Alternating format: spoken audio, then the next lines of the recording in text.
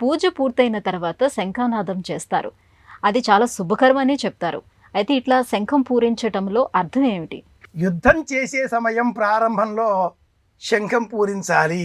భగవద్గీత కురుక్షేత్ర రణరంగం పాంచజన్యం హృషికేశో దేవదత్తం ధనంజయ.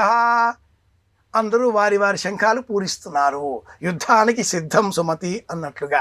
అలాగే పూజ పూర్తి అయిన అనంతరం వీరశైవ సంప్రదాయంలో శంఖాన్ని పూరించడం ఒక ఆచారం. ఒకనాటి కాలంలో ఆధ్యాత్మిక ప్రపంచంలో వీరశైవం వీర వైష్ణవం అనే రెండు తీవ్రమైన వాగ్వివాదాలతో శివుడే గొప్ప విష్ణువే గొప్ప అంటూ తర్క వితర్కాలు చేసేటటువంటి నేపథ్యం ఉండేది. ఇందులో అంతర్భాగంగా వీరశైవ సంప్రదాయాన్ని అనుసరించేటటువంటి వారు నాయనార్లు శివారాధన చేసిన అనంతరం శివుడికి నైవేద్యాలు లేవు, అభిషేకం పత్రం పుష్పం సమర్పణ.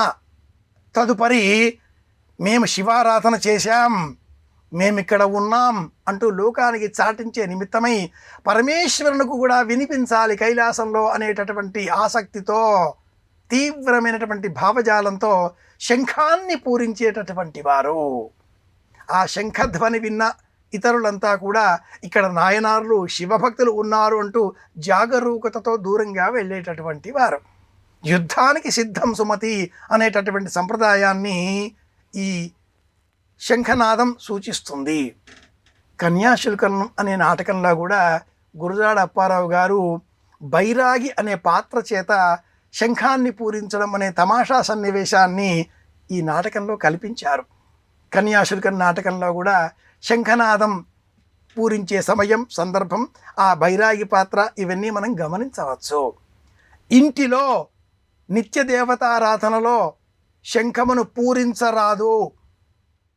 శంఖములో నీరు పోసి దేవతారాధనలో అభిషేకం నిమిత్తమై మాత్రమే వినియోగించాలి.